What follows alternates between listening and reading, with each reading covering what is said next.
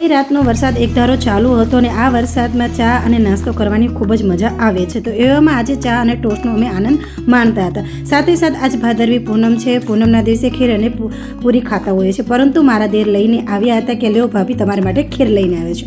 પછી મેં ખાટલાને સાડી ચડાવી દીધી, કારણ કે ખાટલો ક્યારનો એમનામ ફરતો હતો, એટલા માટે મેં ખાટલાને સાડી ચડાવી દીધી. પછી મારો દીકરો કે મમ્મી મારી માટે આલુ પરોઠા બનાવી નાખો. તો શું કરવું, હવે આલુ પરોઠા તો બનવા જ પડશે.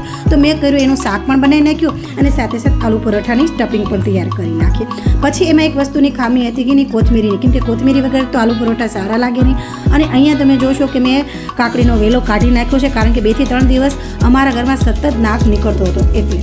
પછી કોથમીરીને ધોઈ નાખી અને નાખી દીધી, એકદમ કમ્પ્લીટ થઈ ગયું અને આલુ પરોઠા પણ કમ્પ્લીટ થઈ ગયા. જો તો આ રીતના આલુ પરોઠા ખાવાની પણ મજા આવે છે અને મેં ફક્ત મારા બાબા માટે જ બનાવ્યા છે, અમારી માટે નથી બનાવ્યા. પરંતુ તે વિડીયોમાં નહોતો આવવા માંગતો, એટલે પછી મેં નાસ્તો કરી અને દેખાડ્યું કે કેવી ખીર બની છે, કે કેવા આલુ પરોઠા બન્યા છે. એકદમ યમી આલુ પરોઠા બન્યા છે અને ખીર તો મારા દેરના ઘરેથી આવી હતી, એ પણ સરસ બની. પછી મારા હસબન્ડ આવ્યા ને મારા હસબન્ડ કે આવું ચોમાસાનું વાતાવરણ છે તો તું ભજીયા બનાવીને. પછી મારે ક્યાં જવાનું, ઘરે બેઠા છે, આખો દિવસ નાસ્તો જમવાનું ચાલુ જ તે આવી રીતે, એટલે નવરા ન રહીએ આપણે.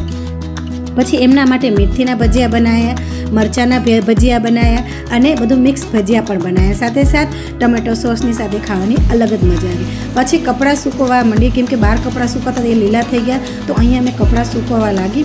કપડાં આ ચોમાસાનું એક મોસ્ટ એક કારણ છે કે કપડાં સુકાતા નથી. એમ તો અમારી પાસે એનું મશીન પણ છે કપડાનું, પરંતુ એમાં પણ ઘણા બધા કપડાં થઈ ગયા છે.